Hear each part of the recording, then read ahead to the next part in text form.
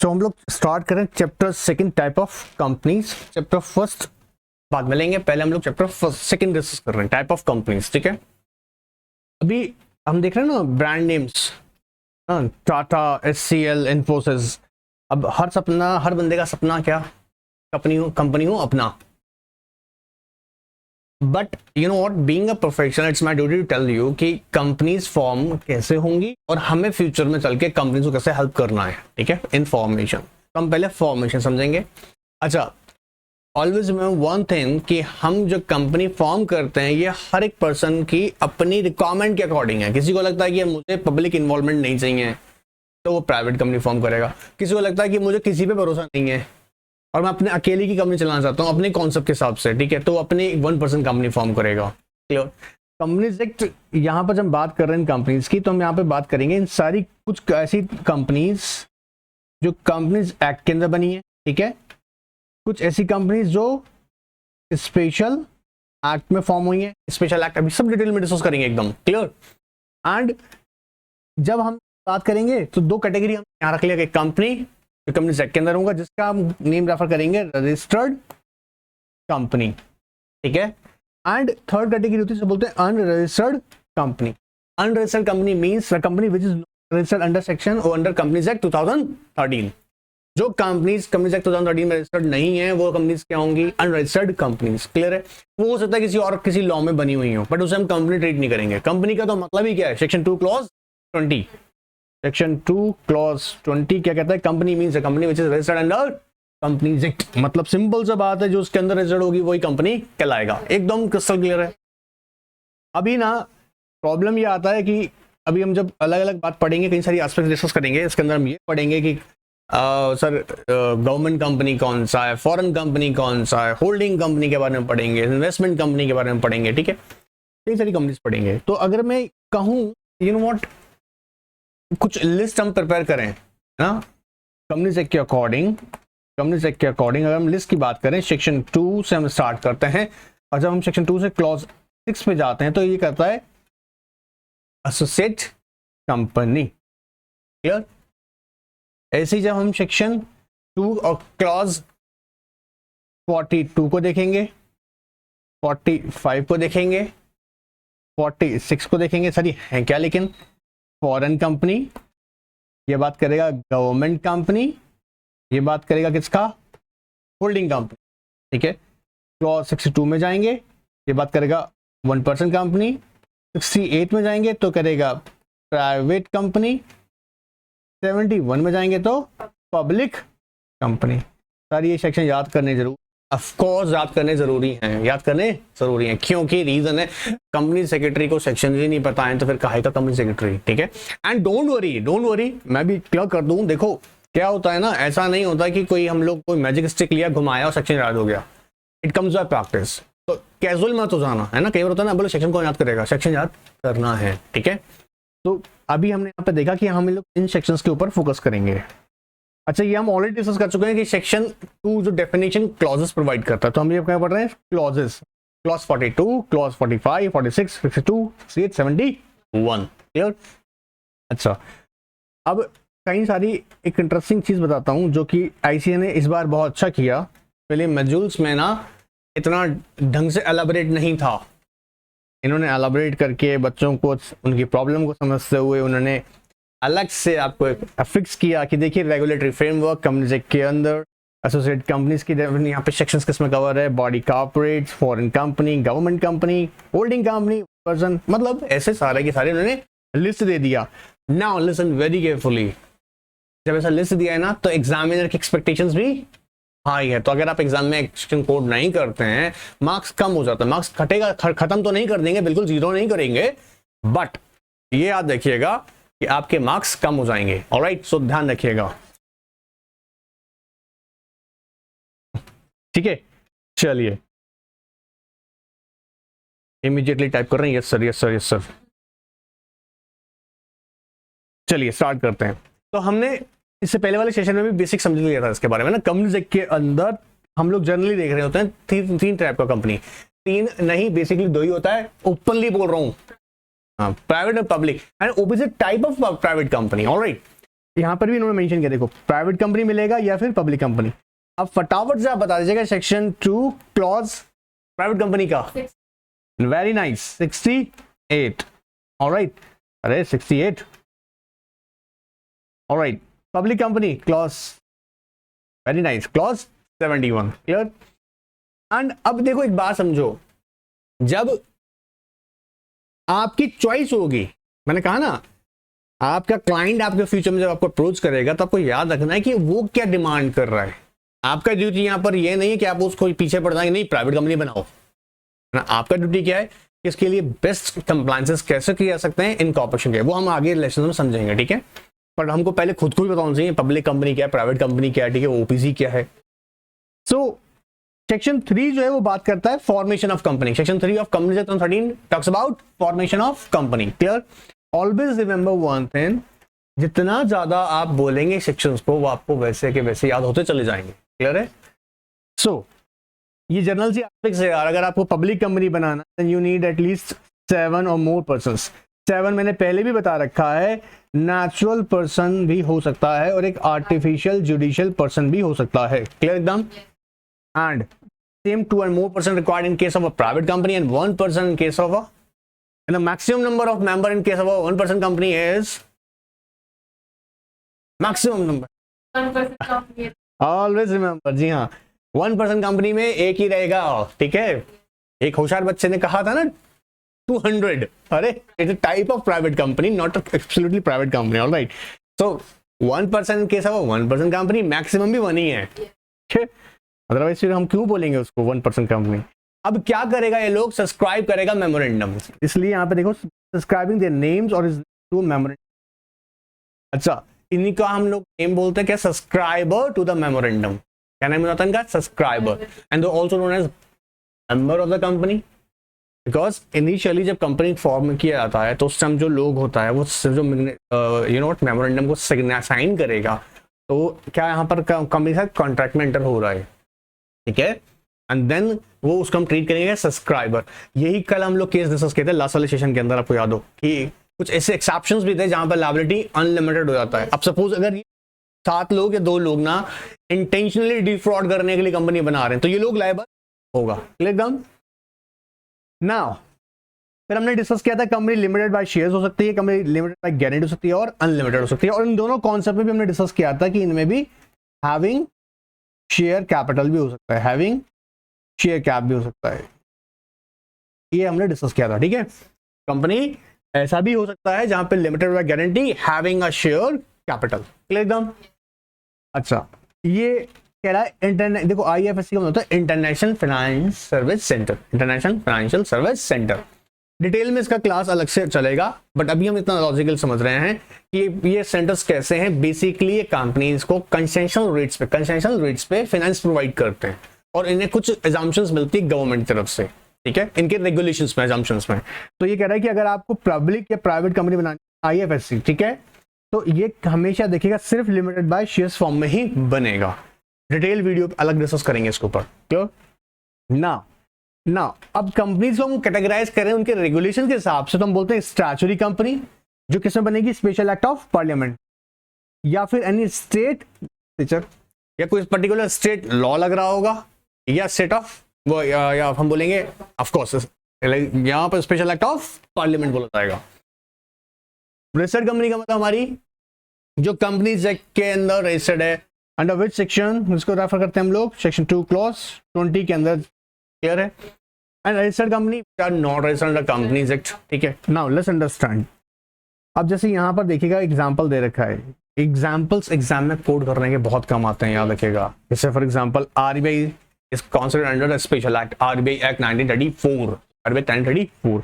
ऐसे SBI का अपना एक स्पेशल एक्ट है, वही LIC life insurance corporation, AIC air India corporation, ठीक है, food corporation of India FCI। Clear. So these are the examples of companies which are registered under special act of parliament। Clear. जैसे यहाँ पे इन्होंने example लिखा है, railways हैं, roadways हैं, इलेक्ट्रिक जनरेशन हैं, ये सब कैटेगरी स्पेशल एक्ट में जाती है।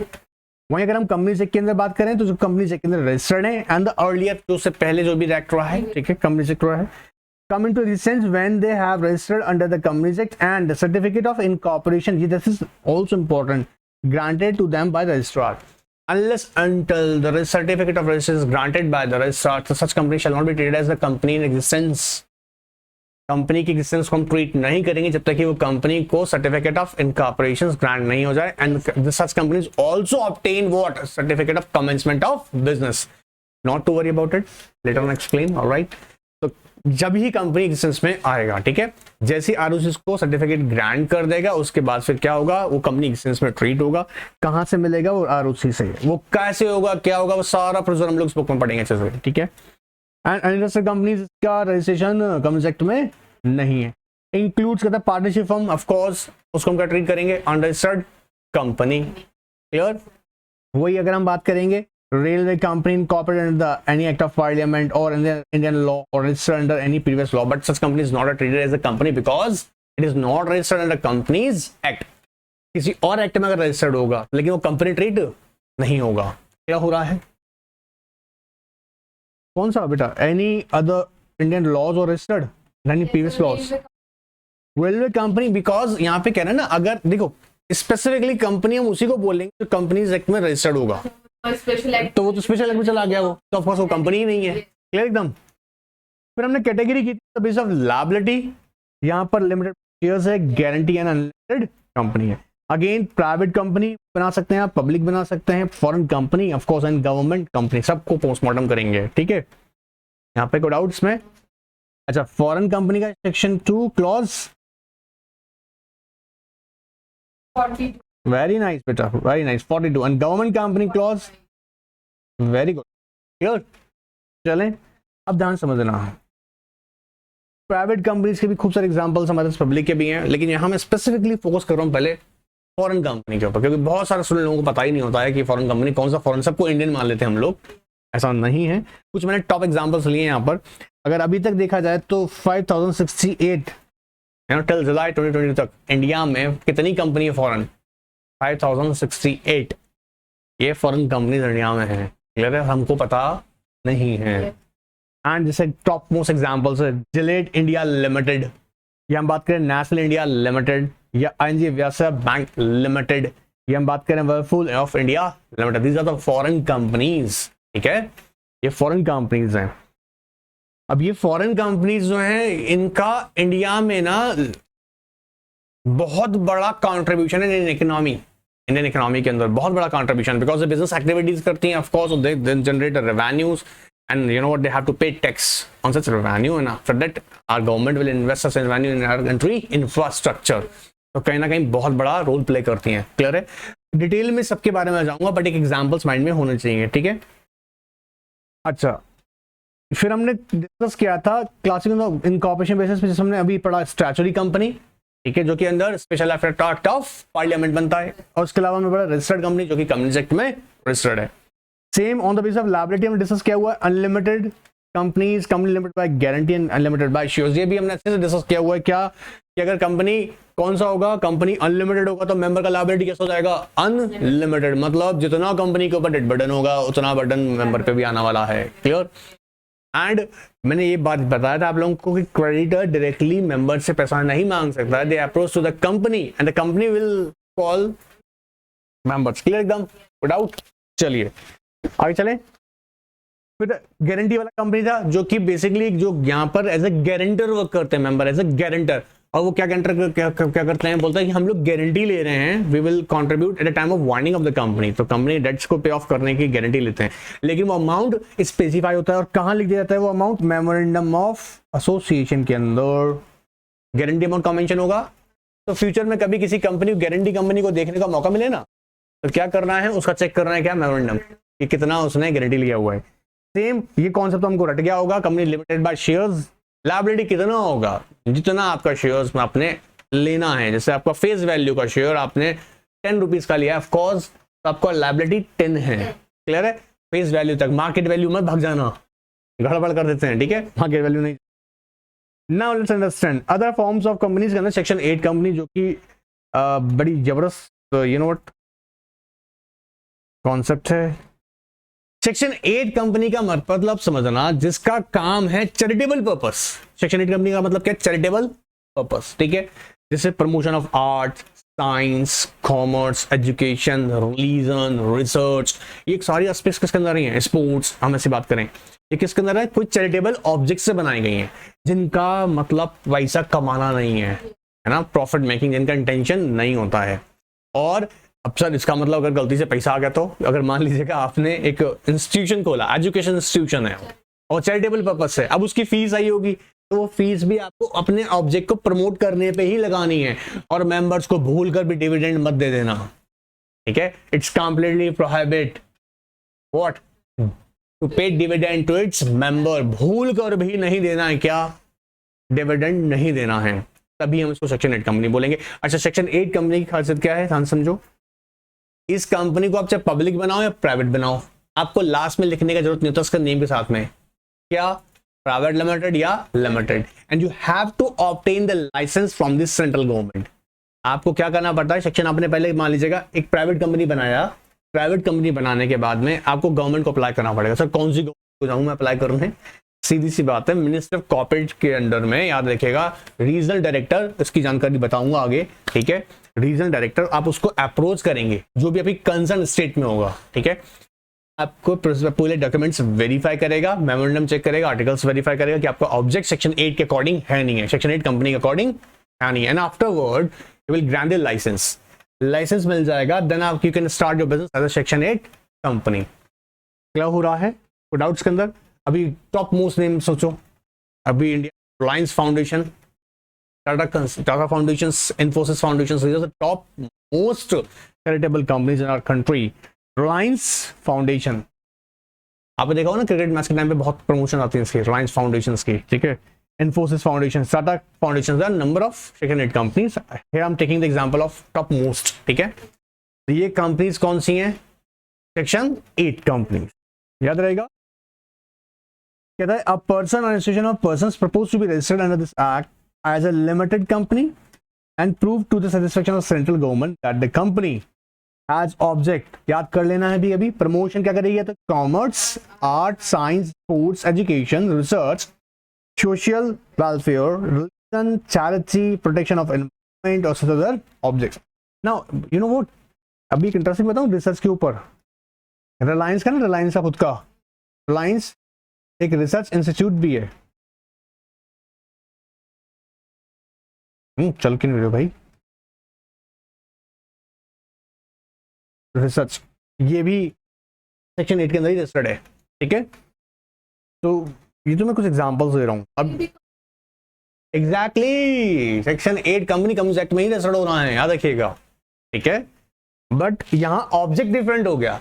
यूजुअली आप लोगों ने भी ध्यान दिया होगा कि कंपनी एक्ट के अंदर जब कंपनी फॉर्म कर रहे हैं तो क्या होता है, हर एक बिजनेस का पर्पस क्या होता है? कंपनी बनाने का प्रॉफिट, ठीक है। बट अब कुछ धर्म भी कर लो बेटा, ठीक है। तो क्या कर लो, प्रॉफिट की बजाय आपका इंटेंशन क्या कि मैं सोसाइटी के लिए कुछ करना चाहता हूँ। मैंने एक एजुकेशन इंस्टीट्यूशन खोला है जिसमें वहां लोग बच्चे पढ़ने आएंगे, ठीक है। मैंने एक रिसर्च सेंटर खोला है जहां पर डिफरेंट रिसर्च किए जाएंगे। मैंने एक रिलीजन के लिए खोला है, चैरिटी पर्पज से खोला है, तो वहां पर वो उसका पर्पस क्या हो जाएगा? सोसाइटी के लिए कुछ डिलीवर करना। नहीं, कोई लिमिट नहीं है यहाँ, सब बहुत सारे रिलैक्सेशंस भी हैं, क्योंकि आप तो अच्छा काम कर रहे हो तो उसमें आपके ऊपर लॉ तो चढ़ ही जाएगा, ठीक है जी। जी जी, प्रॉफिट नहीं है, आप समझे ना।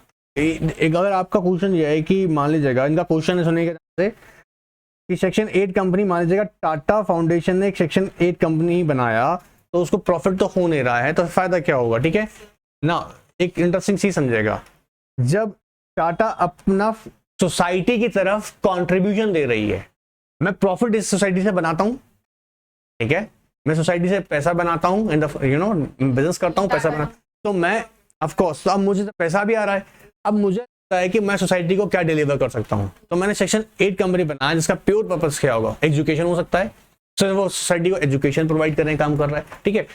सेकेंडली, ये एक इंपॉर्टेंट बात और बता रहा हूं, जब हम आगे पढ़ेंगे, कॉर्पोरेट सोशल रिस्पॉन्सिबिलिटी मैंडेटरी है कुछ कंपनीज के लिए ना, क्राइटेरिया अलग से बताएंगे आगे, तो वहां पर एक कंपनी एलिजिबल बन जाती है उस पर्पस के लिए, ठीक है, जैसे कंपनी जो एक प्रॉफिट मेकिंग वाली कंपनी है, वही इसका पैसा कहाँ लगा सकती है, अपने इस टाटा फाउंडेशन कंपनी के अंदर।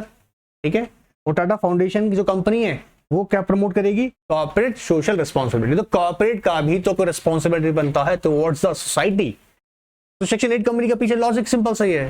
फिर कहीं ना कहीं देखिए एक रियलिटी है, ब्रांड प्रमोशन भी तो होता है, ब्रांड प्रमोशन भी तो है, देखिए क्लियर एकदम ना। अब इसमें देखो इंपॉर्टेंट एस्पेक्ट क्या कहता है, बोला याद रखिएगा, एक तो उसका ऑब्जेक्ट कैसा होगा, भाई आप प्रमोट कीजिएगा, उसका ऑब्जेक्ट क्या होगा, प्रमोशन ऑफ आर्ट, ठीक है, रिसर्च हो सकता है, रिलीजन हो सकता है, और यहां पर बोलता है जी अपना जो प्रॉफिट होगा उसी में ही अप्लाई करना, यानी ऑब्जेक्ट्स में ही अपने एक माल एग्जैक्टली उसका कोई भी किसी को मेंबर लोगों को डिविडेंड आपको नहीं देना, कंप्लीटली प्रोहिबिटेड है। कहता है intends to apply its profit if any or other income in promoting its objects, intends to prohibit the payment of any dividend to its member. यहां पर कोई डाउट है बेटा, क्लियर है यहां तक एकदम, चलें आगे। Such person or association of persons may be allowed to be registered as a limited company without addition word name। अब क्यों क्या नहीं यूज करना है आपको, it is not necessary keyword limited करें या प्राइवेट लिमिटेड। आपने देखा ना यहाँ पे Reliance foundation, Infosys foundation, Tata foundation, Reliance research institute, इनके साथ में आपने देखा ऐड में कोई लिमिटेड या प्राइवेट लिमिटेड लगाने का जरूरत नहीं होता है, क्लियर नहीं, इट इज नॉट नेसेसरी वो कह रहा है, क्योंकि यहां पर मैंडेटरी नहीं है उन कंपनीज के लिए, यूज सकते हैं। बट याद रखिएगा ये हटाने वाला जो है ना, ये कभी होगा जब आपको लाइसेंस ग्रांट हो जाए, लाइसेंस ग्रांट हो जाए, पहले आपको क्या करना पड़ेगा, पहले कंपनी बनाना है, या प्राइवेट बनाए पब्लिक बनाए, जैसे मैंने यहाँ बनाया है, मान लीजिएगा रिलायंस लिमिटेड, फिर ये अप्लाई करेंगे एंड देन आफ्टर दैट क्या होगा, जब इनको लाइसेंस ग्रांट हो जाएगा उसके बाद में इनके वर्ड में नेसेसरी नहीं है कि लिमिटेड वर्ड यूज करें, प्राइवेट लिमिटेड करें, ये सिंपली लिख सकते हैं रिलायंस फाउंडेशन, जैसा कि वो मेंशन करते हैं, क्लियर ना।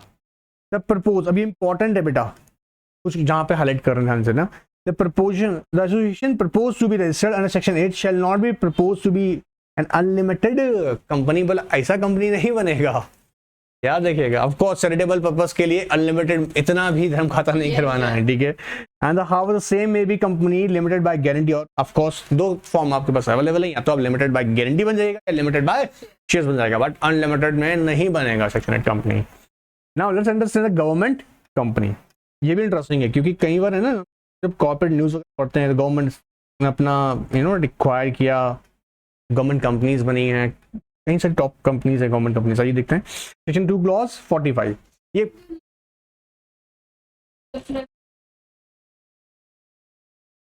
लिमिटेड बाय गारंटी में, लिमिटेड बाय शेयर्स में वो एक्सेप्शंस हो गए ना, वो तो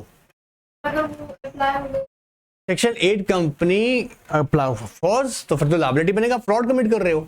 इनका क्वेश्चन ये है, ध्यान सुनिएगा सब लोग, आप भी सुनिएगा ध्यान से, देखिए ये कह रहे हैं कि सेक्शन 8 कंपनी बनाया, तो उसको बनाने का तरीका क्या है, आप अनलिमिटेड में नहीं बना सकते, on the basis of liability unlimited नहीं हो सकता है। तो क्या ऐसा होगा सर कि मान लीजिएगा अगर वो सेक्शन 8 कंपनी एक्सेप्शन केस में चला गया, मान लीजिएगा उन्होंने फ्रॉड के लिए सेक्शन 8 कंपनी बनाया, या ऐसा कंपनी जिसका डॉक्यूमेंटेशन जो था वो गलत किया हुआ है, तो सर क्या वो कंपनी वापस से अनलिमिटेड लायबिलिटी आ जाएगा? ऑफ कोर्स कंपनी के मेंबर्स, क्योंकि इंटेंशन क्या है आपका वहां पे, फ्रॉड करना, अदरवाइज लॉ कहता है on the basis of liability ये सेक्शन कंपनी कैसा रहेगा, section company limited by guarantee या लिमिटेड बाय शेयर्स। वो एक्सेप्शंस हैं, गड़बड़ करोगे तो उसके लिए नहीं समझेगा। सेक्शन 8 कंपनी के केस में भी ये होता है, अगर कुछ गड़बड़ पता लगती है तो उस फंड का जो पैसा होता है ना, बाद में गवर्नमेंट ऑर्डर के थ्रू वो ट्रांसफर कर देता है दूसरी सेक्शन 8 कंपनी के अंदर। ऑलराइट, ये क्लियर एकदम, तो दूसरी में चला जाएगा, वो नहीं कि आप यूज कर सकते हैं उसका।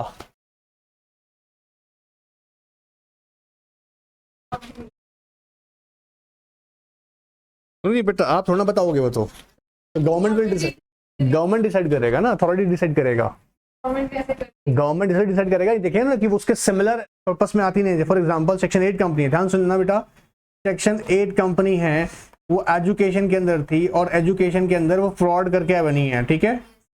अब सेंट्रल गवर्नमेंट ने आइडेंटिफाई किया कि गड़बड़ कर रही थी, अल्टीमेटली एक और कंपनी है, मान लीजिएगा एबीसी फाउंडेशन, एबीसी वो लॉफुली सेक्शन 8 कंपनी में एजुकेशन को प्रमोट कर रही है उसी स्टेट में और सारे फैक्टर्स को कंसिडर कर रहा है, तो उसका ही केसेस में कई बार गवर्नमेंट उसको यहाँ प्रोवाइड कर देता है।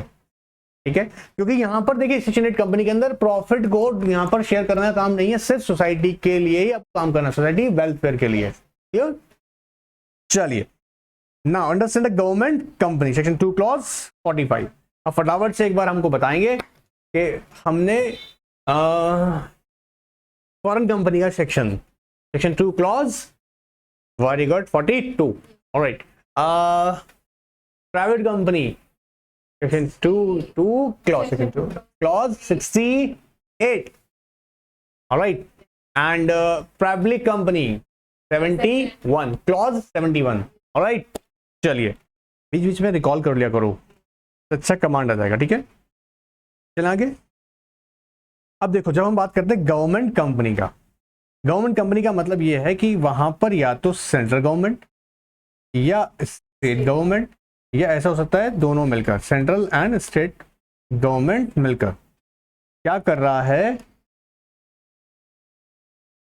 Not less than 51% paid up share capital hold कर रहा है। ठीक है, कितना? Not less than 51%। ठीक है, याद रहेगा वर्ड, जिस कंपनी के अंदर not less than 51% paid up share capital या तो सेंट्रल गवर्नमेंट कर रही है या स्टेट गवर्नमेंट कर रही है, दोनों हो सकता है पार्टली कर रहे हो, सेंट्रल गवर्नमेंट का भी कुछ हिस्सा उसमें, स्टेट का भी है, उस कंपनी को हम क्या बोलेंगे? Government company. क्लियर एकदम? एक बार देखते हैं इसको, देखो आओ। The government company means any company in which not less than 51% of paid up share capital is held by the central government or state government or governments।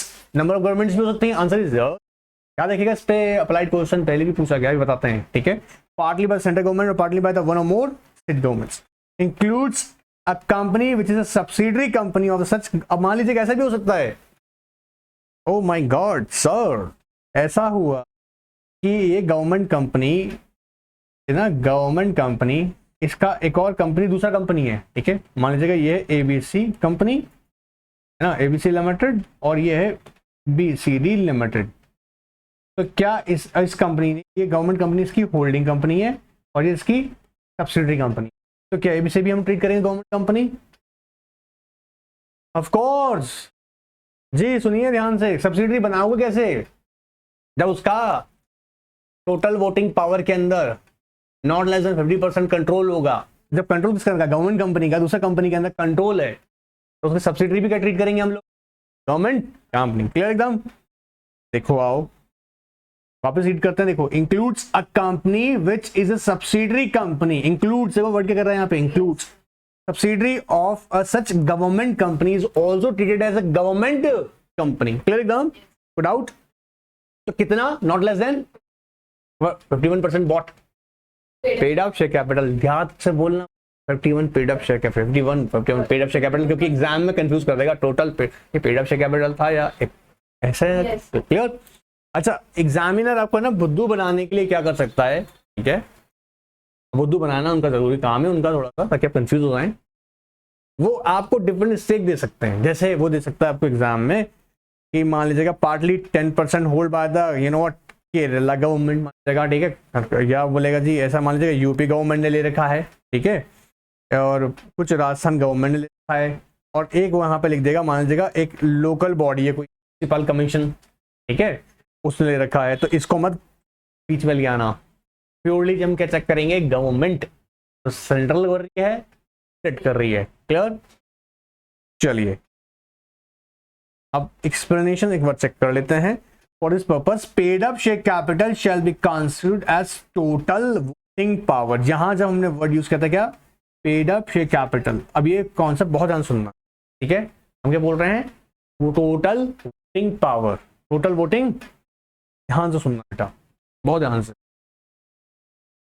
ध्यान से, यूजुअली क्या होता है आपने देखा होगा, इक्विटी ना, इक्विटी शेयर हमने डिस्कस किया हुआ है, 1 share is equal to 1 vote, यही होता है ना भाई, एक शेयर एक वोट, ये नॉर्मल प्रोसीजर है। क्लियर?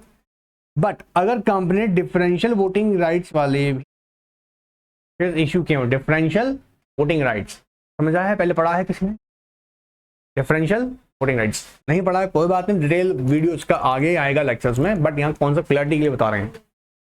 इसमें क्या होता है, आपके 5 शेयर्स कंपनी की प्रैक्टिस के ऊपर डिपेंड करता है। कंपनी 3 भी कर सकता है, 5 कर सकता है, ठीक है। 5 share is equal to 1 vote. Differential voting rights का मतलब यहां पर मेंबर का जो होगा ना, इंटेंशन क्या होगा कि मेरा प्राइम फोकस डिविडेंड पर है, मुझे कंट्रोल में कोई इंटरेस्ट नहीं है, ठीक है। अगर कोई कंपनी डिफरेंशियल वोटिंग राइट वाले शेयर इशू कर रही है, जैसे टाटा स्टील लिमिटेड ने किए थे सबसे पहले, टाटा स्टील लिमिटेड ने, ठीक है, तो वहां पर इनका क्या है कि 5 शेयर के बदले आपको क्या मिलेगा, 1 वोट। इनका प्राइम फोकस क्या है, मेरे को डिविडेंड आना चाहिए यार, ठीक है। इवन ये याद रखिए, स्टॉक एक्सचेंज पे भी अलग से ट्रेड होते हैं, इनके साथ ट्रेड नहीं होते हैं, कौन से हमारे नॉर्मल इक्विटी शेयर के साथ में ना। अब प्रॉब्लम क्या आएगा, हमने अपनी लैंग्वेज में क्या बोला कि जो हम पेड अप शेयर कैपिटल निकालेंगे वो कैसे निकालेंगे, वोटिंग पावर पे। किस पे? वोटिंग पावर पे। बोला ठीक है सर, अगर कंपनी ने क्या इशू किया हुआ है, डीवीआर, तभी निकलेगा, क्योंकि इसमें रीजन है बहुत बड़ा। रीजन क्या है, ध्यान से कर देखें, यहां पर 1:1 का रेशियो था, यहाँ 5:1 का रेशियो आ रहा। तो सर एक बार तो सर गड़बड़ हो सकता है ना, आप समझ रहे ना, किसी के पास शेयर है, किसी पर मेजॉरिटी शेयर, और अगर ध्यान से अगर देखा जाए तो अच्छी क्वालिटी वाला शेयर अगर ध्यान से देखा तो ये हुआ ना 1:1। क्लियर है? अब क्या होता है, इनमें वोटिंग पावर डिफरेंशिएट हो जाती है, तो यहां पर ऐसा नहीं होगा किसी के आसपास 5 डीवीआर तो उसको हम लोग 5 वोटिंग राइट ट्रीट करेंगे, हम उसका एक ही ट्रीट करेंगे। तो मान लीजिएगा हम एग्जांपल पे यहाँ समझते हैं, अगर कंपनी ने टोटल 50 शेयर इशू किए हुए हैं, आउट ऑफ विच सपोज 40 हमारे नॉर्मल इक्विटी शेयर्स हैं, ठीक है, तो रेस्ट ऑफ द कितना होगा हमारा, 10 क्या हो गया हमारे यहाँ पर डीवीआर। तो इसमें वोटिंग परसेंटेज कितना होगा सर, ठीक है, यहाँ पे 2 ही वोट्स मिल रहे हैं। क्लियर है? यहाँ वोट्स कितना है, 40, डिफरेंशिएट हो रहा है। तो कहता है अगर ऐसा सिचुएशन आ जाए जहां पर किसी पर्टिकुलर कंपनी ने क्या डीवीआर इशू किया हुआ है, और हमको क्राइटेरिया निकालने गवर्नमेंट कंपनी का, जिसके अंदर total paid up share capital के अंदर बोला नॉट लेस देन 51%, तो डीवीआर की कैलकुलेशन करते वक्त हम लोग चेक करेंगे वोटिंग पावर, क्योंकि यहाँ वोटिंग पावर की डीवीआर की वजह से डिफरेंशिएट हो गई, इसीलिए। क्लियर? इसका डिटेल न्यूमेरिकल और कॉन्सेप्ट और आगे डिटेल में जब पढ़ेंगे ना डीवीआर तब बताऊंगा, बट आई होप ये बेसिक क्लियर हो गया होगा। क्लियर?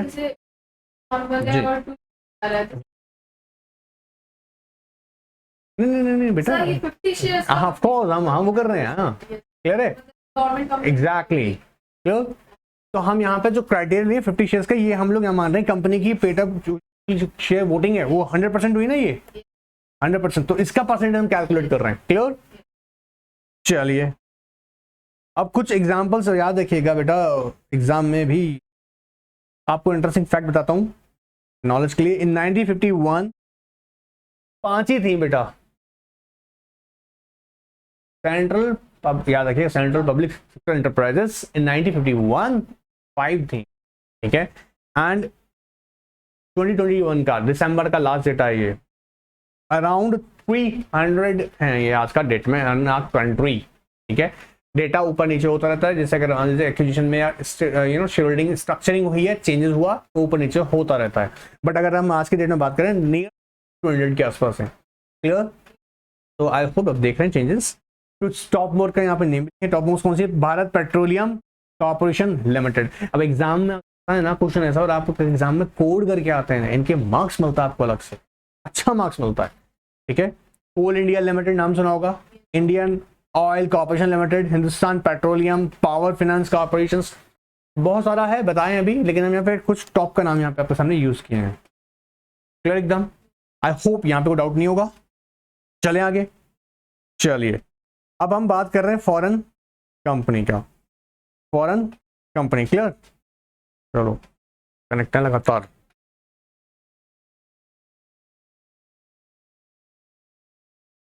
चले आगे, चलिए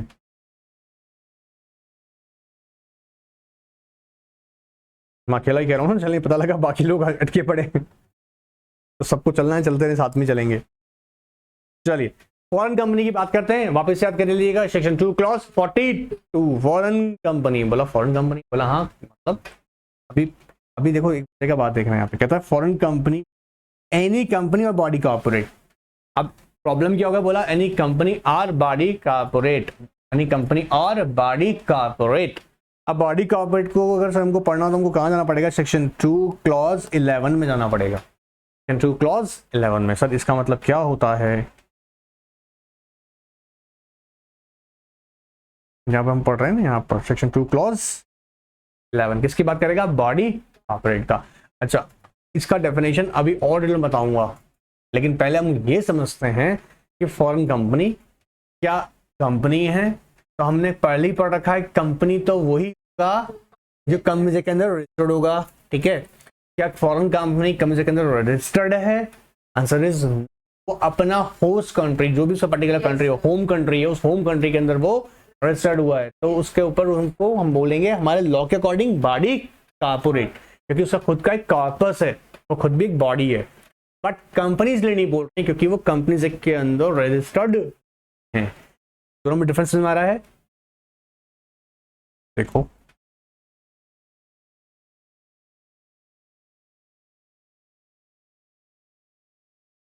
कहता है means any company body corporate incorporate outside, पहले चीज के बोल दिया, बोला कोई भी कंपनी ना या बॉडी कॉर्पोरेट कहाँ हुआ इनकॉर्पोरेटेड, आउटसाइड इंडिया।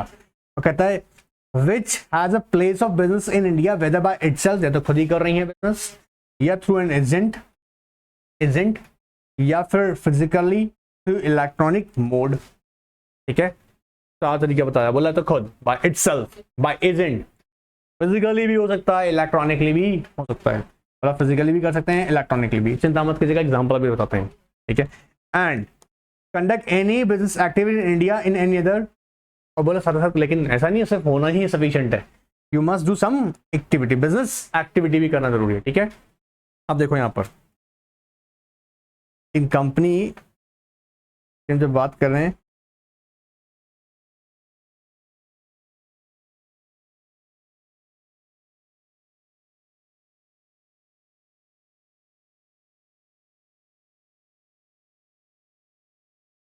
जैसे हम यहाँ पे दिखाए थे ना एग्जाम्पल में, देखो ये कंपनी जो एग्जाम्पल ले रहे हैं सबके सब कौन से हैं, फॉरेन कंपनी। जिलेट इंडिया की हम बात करें, नेस्ले की बात करें, वर्लपूल का बात करें, अपने BMW होगा, BMW इंडिया लिमिटेड, BMW सुना होगा, आई होप ना, बॉयज को तो बहुत शौक होता है ऑटोमोबाइल्स का, कार्स का, तो BMW India limited.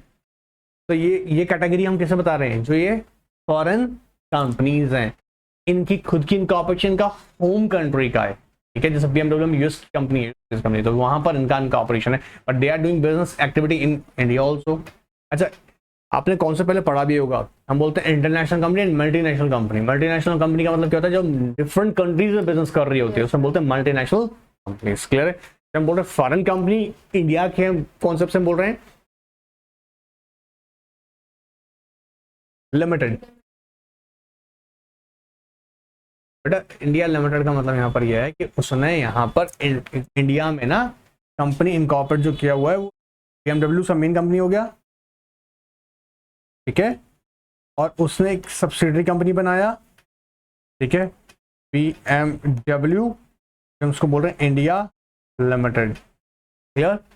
Now put out, चले अभी और डिटेल में जाएंगे, सिर्फ मैं चाहता हूँ इनके नाम आपको से बता रहे हैं ताकि आपको कॉन्सेप्ट याद रह जाए, ठीक है। अदरवाइज अब क्या होगा ना, अभी पढ़ ली सेकेंड हैंड कंपनी, लेकिन सेकेंड हैंड कंपनी एग्जांपल तो बताओ, है ना, बुक के बाहर भी तो निकलना जरूरी है।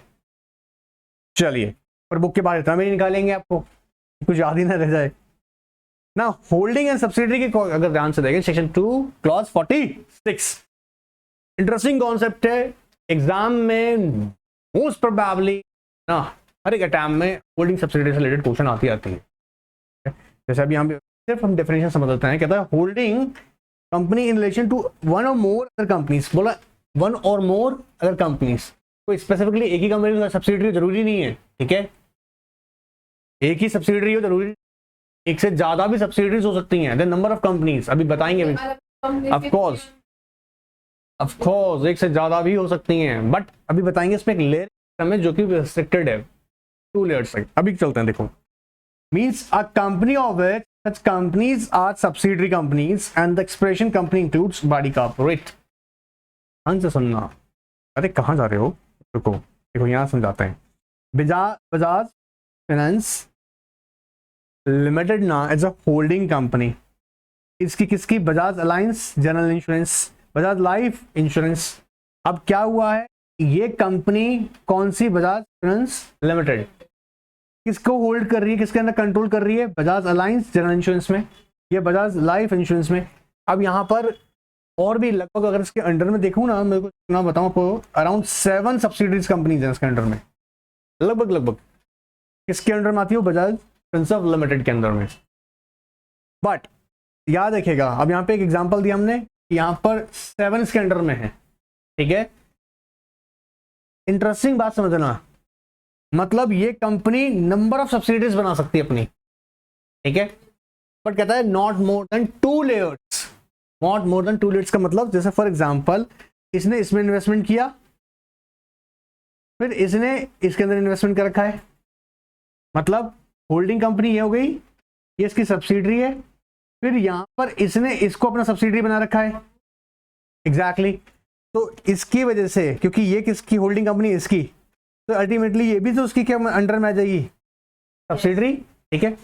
बोला ये क्या हुआ, आपने यहां पर फर्स्ट लेयर क्रिएट कर ली, लेयर फर्स्ट आ गया, फिर इसने क्या करा, यहां पर यहां से अगर ये अब किसी और में आगे इन्वेस्ट करती है तो ये सेकंड लेयर आ गया। फॉर एग्जांपल इसने आगे कर लिया एबीसी में के अंदर, ठीक है, ये क्या सेकंड नंबर लेयर, ठीक है। अब यहां से ये आगे नहीं बना सकते अपनी सब्सिडरी, अगर क्यों, अगर ये सब्सिडरी बनाती है तो इसके लिए मोर देन 2 लेयर्स हो गई। लेयर फर्स्ट में आपने ध्यान दिया होगा, देखिए यहां समझते हैं एक बार वापस से। मान लीजिए ए कंपनी ए है, इसकी सब्सिडरी है बी, इसकी सब्सिडरी है सी, ठीक है। तो अगर ध्यान से देखें, कंपनी ए इसकी होल्डिंग कंपनी ट्रीट हो रही है, बी इसकी सब्सिडरी कंपनी हो गई, देन बी ने किसको होल्ड कर रखा है, सी को। अब सी क्या कर रही है, मान लीजिएगा तो अपनी सब्सिडरी कंपनी बनाती है, तो यहां पर हम ध्यान से देखें, ये हो गई हमारी लेयर 1। ऐसे हो सकता था कि यहाँ पे ई हो सकती थी, एफ हो सकती, ऐसे कोई प्रॉब्लम नहीं है, ठीक है। बट अगर सी ने, अगर अब यहां पे अगर देखें, ये हमारी लेयर 2, बोला लेयर 2 में अगर ये डी को बनाती है, ठीक है, बोला ठीक है अलाउड है, डी तक अलाउड है, क्योंकि लेयर 2 एक्चुअली कहां पे आया, यहां पर ना, पुट आउट। बट अब डी क्या सोच रही है, आगे ई बना दो, फिर आगे एफ बना दो, और एक्चुअली इंडिया में ऐसे चल रहा था पहले। और क्यों चल रहा था, क्योंकि इससे आप घपलाबाजी कर सकते हो, टैक्स एविएशन कर सकते हो, नॉन कंप्लायंसेस कर सकते हो, मनी लॉन्ड्रिंग कर सकते हो, मनी को ब्लैक ऑफ कोर्स व्हाइट बना सकते हो। तो जब नंबर ऑफ कंपनीज इतना सारा हो जाएगा तो ट्रैक करना ही मुश्किल हो जाएगा। तो बोला है नहीं, क्यों, क्योंकि अब क्या होता था ना, ए शुरू हो रहा है, ए क्यों एंजॉय कर रही है, किन की तरह, क्योंकि सब के सब नीचे कौन है, हमारे सब्सिडरीज हैं। लेकिन बोला नहीं, लॉ बोला नहीं, ऐसा नहीं करने का है, क्या करना, आपको नॉट मोर देन 2 लेयर चलेगा। बोला सर अच्छा, अब इससे पता कैसे चलेगा, अब देखो कभी भी जब कंपनी ए यहाँ पर है, ये अगर इन्वेस्टमेंट करेगी, तो आपको याद होगा, आप लोगों ने पढ़ा होगा, कंसोलिडेटेड फाइनेंशियल स्टेटमेंट्स रेडी होंगे, तो आप इमीडिएटली कैच कर सकते हो कि इसका पैसा कहाँ जा रहा है। इंस्टेड ऑफ दैट, अगर ऐसे मान लीजिएगा और 100 कंपनीज हैं अंडर, तो कैसे पता लगाओगे कंपनी नंबर 97 के अंदर क्या गड़बड़ है इसकी। It will become dam difficult, इतना इजी नहीं होगा। इसलिए यहाँ पे लॉ ने क्या बोला, not more than 2 layers. Clear है एकदम? जी जी, 7 डायरेक्टली इन इन्वेस्टमेंट्स, ऐसे कौन मना कर रहा है ऐसे लगाने को पैसा, डायरेक्ट इन्वेस्टमेंट्स उसके खुद के हैं ना, कंट्रोल बजाज फाइनेंस लिमिटेड का डायरेक्टली कंट्रोल है, लेयर्स में नहीं बना रखे हैं। और लेयर्स में अगर होगा तो हम क्या नहीं बोलेंगे, मोर देन 2 लेयर्स है। क्लियर?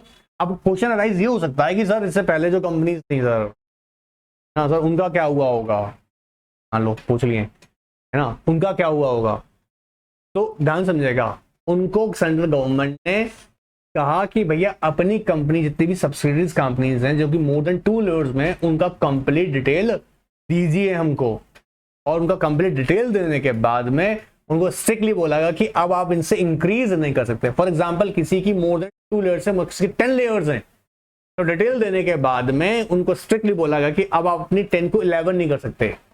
हाँ, अगर आपकी रिड्यूस हो जाती है, मान लीजिए किसी और कंपनी सब्सिडरी तो किसी और ने एक्वायर कर लिया तो रिड्यूस हो गया 9, अब आप उसको वापस 10 नहीं कर सकते। रिड्यूस अगर हो गया तो हो गया एक बार। अब आपके माइंड में क्वेश्चन आ रहा होगा कि सर इनको फिर वापस 2 पे क्यों नहीं लेकर आ गए। It is really easy.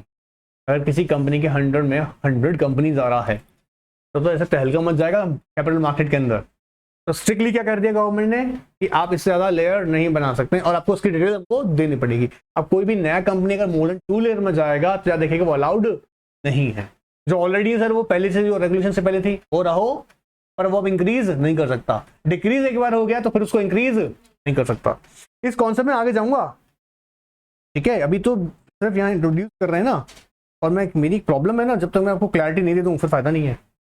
बेचारा बच्चा बाद में सोच रहा हो, बोला ठीक है मोर देन क्या मार रहे हैं, हम पहले ही थोड़ा सा बता रहे हैं। क्लियर ना।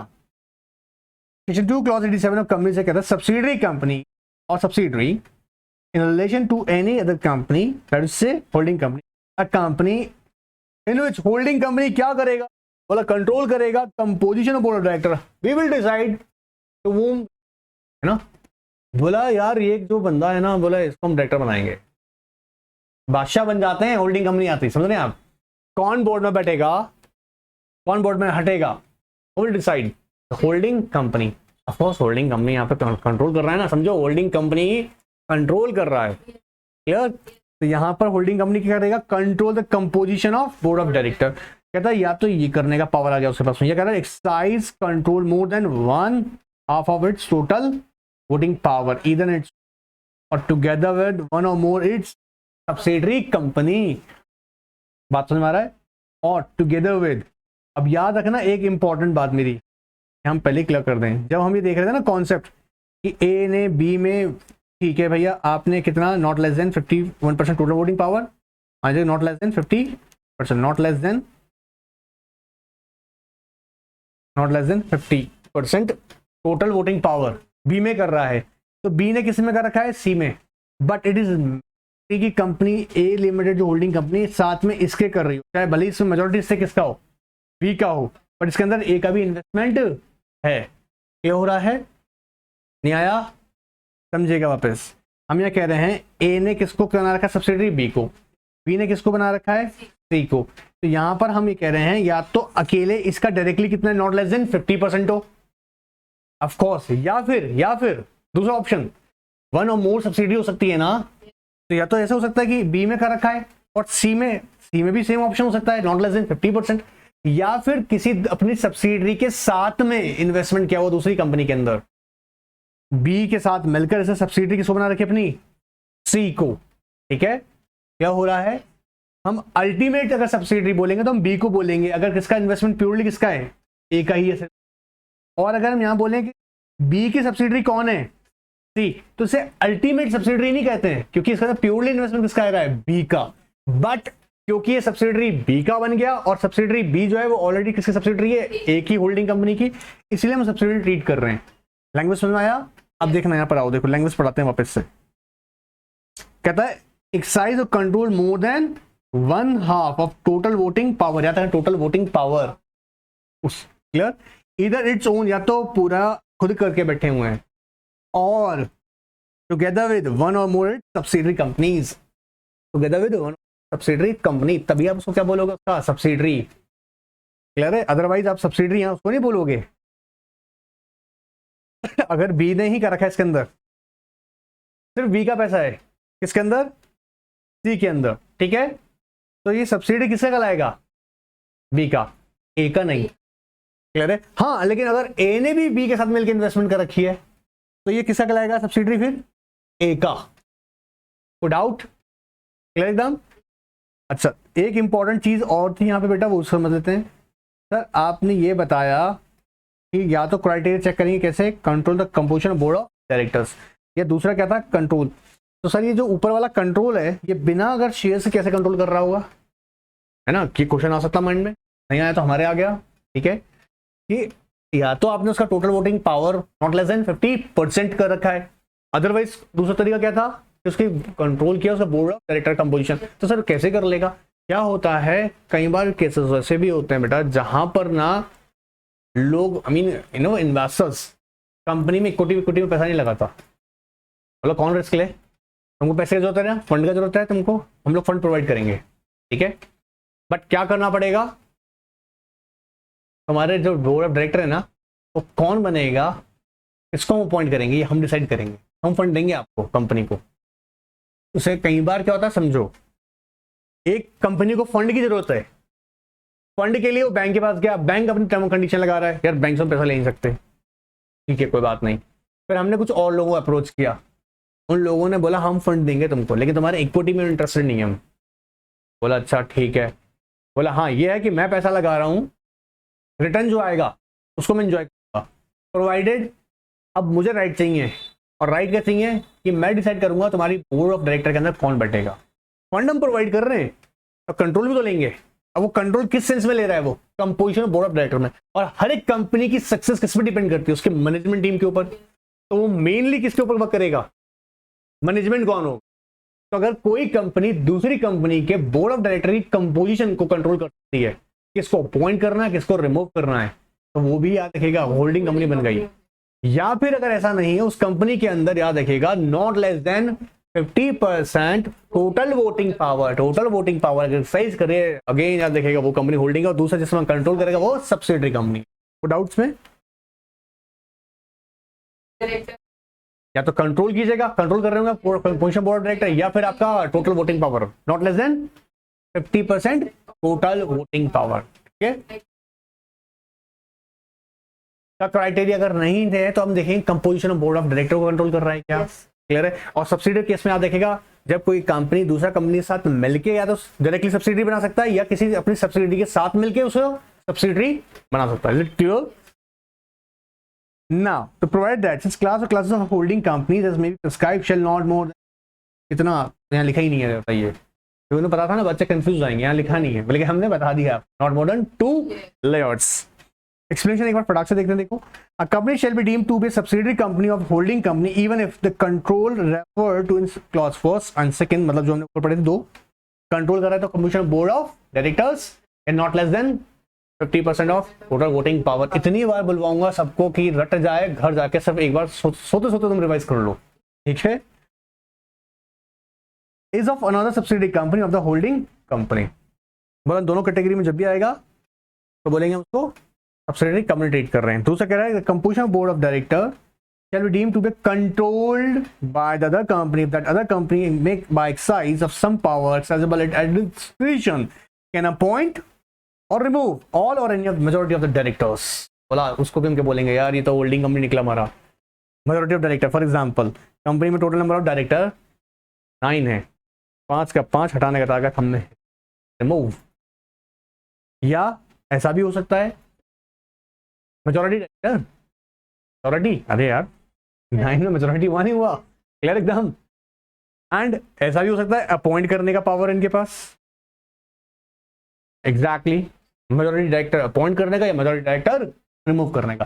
क्योंकि जस्ट थिंक अबाउट इट, जब बोर्ड डिसीजन लेगा तो वोटिंग कैसे होगी, बाय मेजॉरिटी। जो 5 डायरेक्टर मेरा बैठा हुआ मैं बताऊंगा ना सुनो क्या काम करना है, या जब बोर्ड रेजोल्यूशन पास होगा तो वही तो होगा जैसा मैं बता रहा हूं, कंट्रोल जो कर रहा है कंपोजिशन, तो मेजॉरिटी वोट आएगा 5 पे, तो कंपनी मेरे डायरेक्शन पे चल रहा नहीं चल रहा।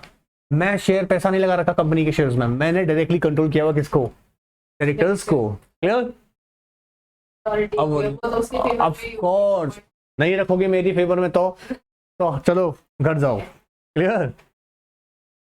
सारे डायरेक्टर्स अपॉइंट नहीं करता उस नहीं, डिपेंड्स ऑन ना, हो सकता है मैंने अपनी कंपनी के अंदर इनको पूरा कंट्रोल दे रखा क्योंकि पैसा से हमको मिला।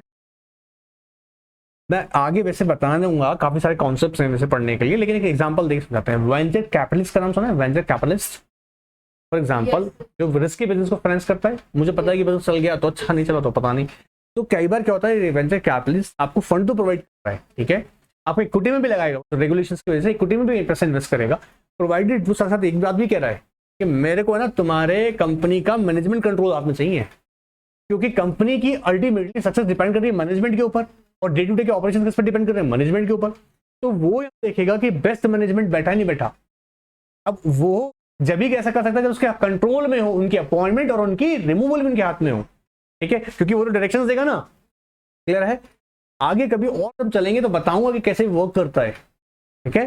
जैसे हम पढ़ेंगे कॉन्सेप्ट शैडो डायरेक्टर क्या होता है, शैडो डायरेक्टर कॉन्सेप्ट अलग है, इंग्लिश कॉन्सेप्ट है, बट आगे बताएंगे, तो सारा ज्ञान एक साथ नहीं दे सकते हैं आपको, थोड़ा थोड़ा ज्ञान दे रहे हैं, ठीक है ना। इसलिए कह रहा हूं कि अभी क्या हम इसलिए पढ़ रहे हैं इसको ताकि हमारे बेसिक्स स्ट्रांग हो जाएं, फिर आगे जब ब्रॉड कॉन्सेप्ट में जाएंगे तो हमको दिक्कत नहीं आएगा। Now expression company includes body corporate, section 2 clause 11, ठीक है, इस पर भी जाएंगे। Layer in relation to holding company means subsidy or subsidy company. Suppose हमने पढ़ा था सब्सिडी के बाद लेयर जो बन रही थी किसकी, सब्सिडरीज की, ठीक है, सब्सिडी और subsidiaries not more than 2 layers। Section 2 clause 11 of company body corporate or corporation includes a company incorporated outside India. Language देखो क्या है, बॉडी कॉर्पोरेट का मतलब कह रहा है company incorporated outside India, but does not include, but कहता है जी किसको नहीं मानेंगे हम लोग body corporate, a cooperative society registered under any law to cooperative societies. Cooperative society को यहाँ ट्रीट क्या नहीं कर रहे हैं हम लोग, बॉडी कॉर्पोरेट, और any other body corporate not being a company is defined in this act which is central government. मतलब सेंट्रल गवर्नमेंट बाय नोटिफिकेशन उसको क्या बोलेगा, ये भी बॉडी कॉर्पोरेट नहीं है। ध्यान से समझ लेते हैं हम लोग। अब मैं आपको इससे क्वेश्चन पूछ रहा हूँ, ठीक है, आई होप आप लोग आंसर करेंगे और मुझे पूरा विश्वास है कि एक बॉडी कॉर्पोरेट में पूछूंगा बॉडी कॉर्पोरेट है नहीं, ठीक है, ऑलराइट।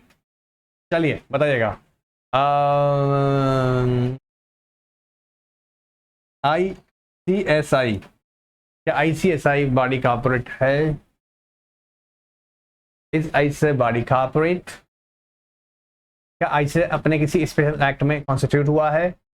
ऑफ कोर्स यस हुआ है सर। तो इसका मतलब ये कॉर्पस है, ये क्या है हमारे पर बॉडी कॉर्पोरेट। क्या ICSI कंपनी है?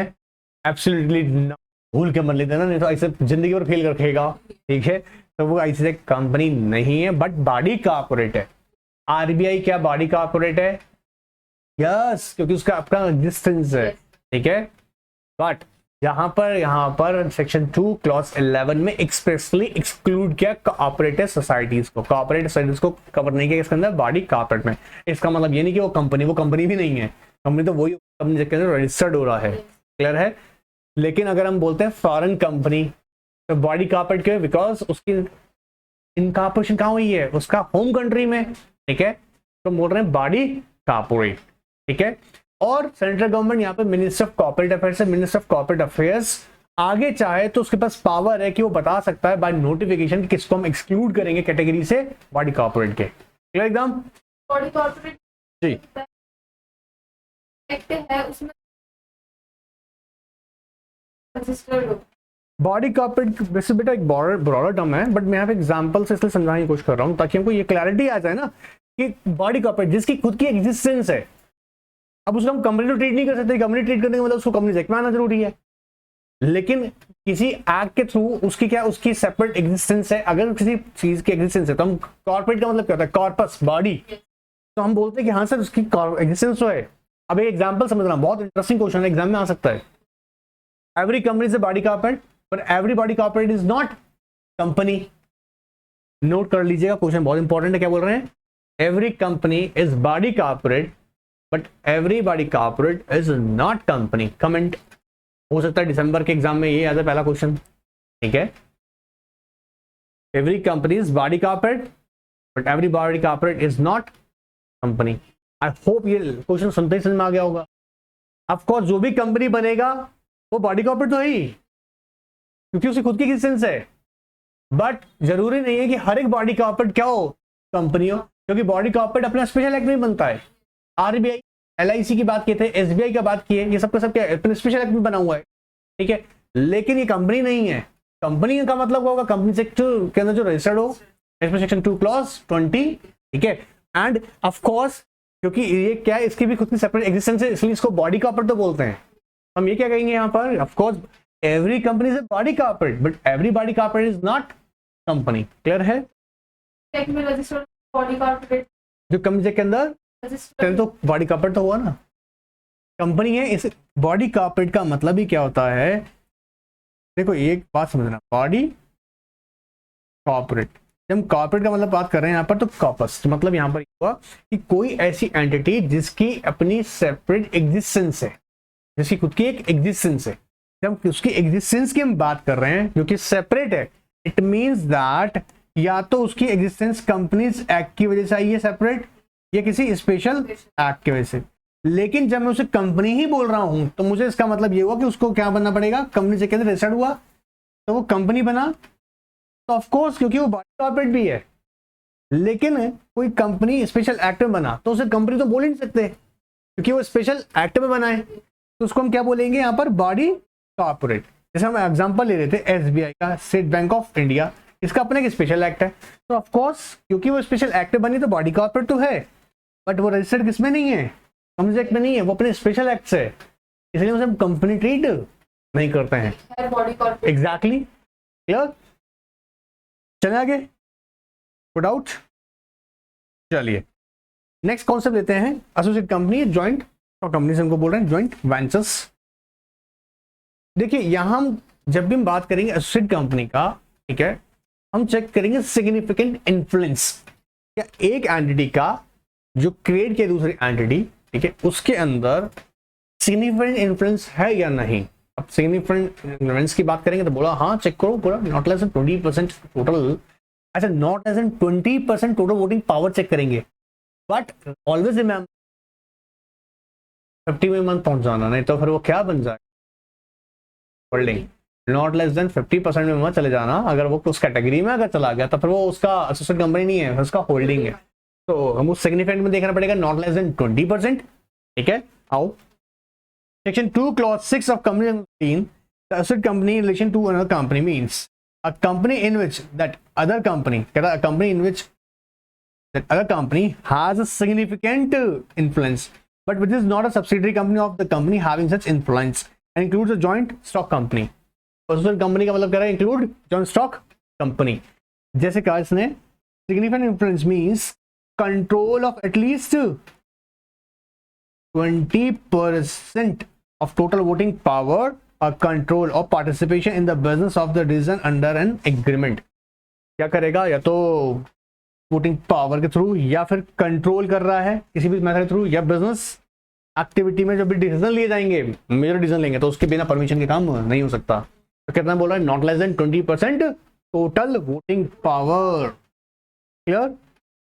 Joint venture means joint arrangements whereby. अब जॉइंट अरेंजमेंट का मतलब क्या होता है, सिंपल सी बात है, company A limited company B limited create कर रही है कि नहीं, ए बी लिमिटेड किसी पर्टिकुलर पर्पस के लिए, ठीक है। तो क्या करेंगे, दोनों parties have joint control of the arrangement having rights to net assets of the arrangement। जैसे फॉर एग्जांपल एक कंपनी टेक्नोलॉजी में एक्सपर्ट है और दूसरी कंपनी डिस्ट्रीब्यूशन चैनल उसका बहुत स्ट्रांग है किसी कंट्री में, तो दोनों अपनी एसेट्स को ऐड करके क्रिएट कर रहे हैं क्या, बिजनेस। तो बोल रहे हैं अरेंजमेंट, क्लियर है, एसेट्स अरेंजमेंट्स। अब इसका भी एग्जांपल समझते हैं, देखो ये टॉप मैंने यहाँ पर रखे हैं एग्जांपल्स, याद देखिएगा। मैं फिर बार बार कह रहा हूँ, एग्जाम में ना अगर आप लोग लिख के आएंगे ना, नोट करके आएंगे इसे, तो मान लीजिएगा पक्के से कि एग्जाम में बोलेगा आपका एड्रेस मालूम करेगा कहाँ रहते हैं आप, मिलने पहुंच जाएगा आपसे। देखिए इंडिया के लार्जेस्ट ऑटोमोबाइल जहां पर जो मैन्युफैक्चरर्स हैं, एक जो कि बात करेंगे फ्रांस से है, रेनॉल्ट कंपनी नाम है, रेनॉल्ट, वो फ्रांस की कंपनी है। महिंद्रा एंड महिंद्रा कहाँ की है, इंडिया कंपनी है, क्लियर है। इन दोनों ने क्या किया, जॉइंट स्टॉक अरेंजमेंट्स किए थे, जॉइंट वेंचर्स क्रिएट किया।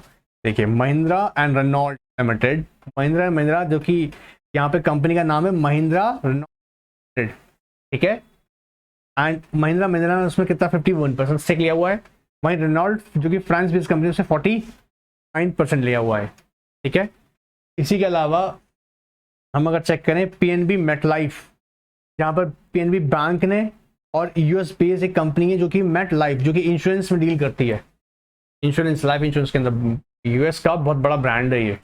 इन दोनों ने एक क्रिएट किया हुआ है पीएनबी मेटलाइफ। तो ये क्या कर रहा है, वेंचर्स किया हुआ है, क्लियर एकदम। Of course Maruti Suzuki, number of companies है जिन्होंने स्टेशन क्रिएट किए, एंड इसकी वजह से इसका इंडियन इकोनॉमी में बहुत बड़ा इम्पैक्ट आया, क्योंकि जब एक कंट्री की टेक्नोलॉजी मिल जाए, एक कंट्री का डिस्ट्रीब्यूशन चैनल मिल जाए, या मैन्युफैक्चरिंग फैसिलिटीज मिल जाए, तो फिर बिजनेस का आप समझ रहे ना कहाँ जाने वाला है। तो कुछ ऐसी टॉप रही है, यहाँ पे मैंने एग्जाम्पल के लिए कोड किया Mahindra and Renault limited and हमारा दूसरा पीएनबी मेटलाइफ। एग्जाम में कोड करने के लिए एग्जाम्पल दिए हैं।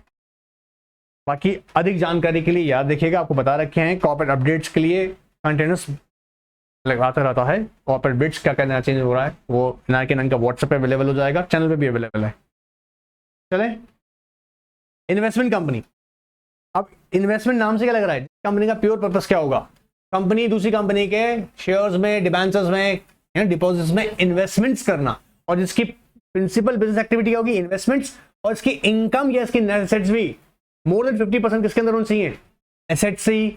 इसमें होगी शेयर से, इन्वेस्टमेंट से। जैसे फॉर एग्जांपल एक कंपनी है वो इन्वेस्टमेंट करती है दूसरी कंपनी के शेयर्स में, डिबेंचर्स में, तो उसकी इनकम भी कम से कम उसी बिजनेस से नॉट लेस देन 50% आती हो। फॉर एग्जांपल उसका टोटल इनकम है 100 रुपीज, तो उसमें उसकी इन्वेस्टमेंट से आने वाली इनकम एटलीस्ट 50% होनी चाहिए, तो हम उसको इन्वेस्टमेंट कंपनी का क्राइटेरिया में मानेंगे। अदरवाइज तो लोग इन्वेस्टमेंट कंपनी खोल के बैठ जाएगा, दूसरी कंपनी सब्सिडरी बनाता रहेगा और काम कुछ और कर रहा है वो। क्लियर?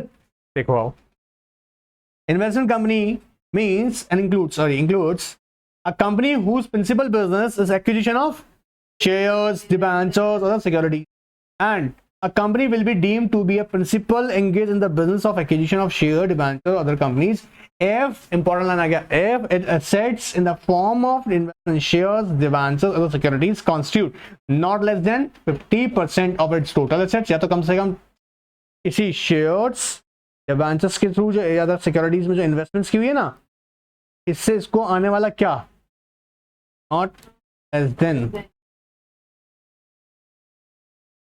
या तो इसका टोटल एसेट्स में ये इतना इन्वेस्टमेंट हो, क्लियर हो रहा है, या फिर दूसरा क्राइटेरिया देखेंगे, और if it's income drive from the investment business constitutes not less than 50% of its proportion at its gross income. या तो एसेट चेक कर लीजिएगा, या उसका फिर नॉट लेस देन कितना हो, 50% ग्रॉस इनकम, मतलब इस एक्टिविटी से कम उसको 50% की इनकम आती हो, या फिर उसके एसेट्स कितना हो, 50%। अब जैसे एग्जांपल समझते हैं, मान लीजिएगा एक कंपनी एबीसी लिमिटेड ने अलग अलग इन्वेस्टमेंट्स किए हुए हैं। अब हम इसकी बैलेंस शीट में गए, हमने इसका एसेट चेक किया, तो आप या देखिएगा जब हम एसेट चेक कर रहे हैं तो इसकी एसेट्स के अंदर मान लीजिए टोटल एसेट्स की है 100 रुपीज, भगवान कभी ना करे ऐसे किसी कंपनी के एसेट्स होता है 100 रुपीज, ठीक है, मान लीजिएगा एसेट्स कितनी 100, इस 100 में जो उसकी इन्वेस्टमेंट्स हैं शेयर्स में, डिबेंचर्स में, ये भी तो उसकी एक एसेट्स है कोई, है ना, तो यहाँ पर कह रहा है कि कम से कम कितना 50 इसकी इन्वेस्टमेंट डिबेंचर या अदर सिक्योरिटीज की हो इसकी एसेट्स में। या फिर हम उसकी चेक करेंगे क्या, पीएनएल जाके चेक करो उसकी ग्रॉस इनकम, उस ग्रॉस इनकम में इन प्रोडक्ट से उसकी इन्वेस्टमेंट से आने वाली इनकम नॉट लेस देन 50% हो। क्लियर एकदम? तभी उसको क्या बोलेंगे हम, इन्वेस्टमेंट कंपनी। को डाउट यहाँ तक? आई होप यहाँ तक सारा कॉन्सेप्ट क्लियर होगा। आगे ना फिर हम लोग और भी कंपनीज हैं, producer company, D company, dormant company, NPFC, small companies और भी कंपनीज हैं, वो हम लोग नेक्स्ट सेशन में क्लियर करेंगे। क्लियर? यहाँ तो कोई डाउट तो नहीं है? फिर भी कोई डाउट रहता है तो ऑफकोर्स पूछेगा, आप लोग इनका व्हाट्सएप पे क्वेश्चन पूछ सकते हैं। ऑलराइट, चलिए।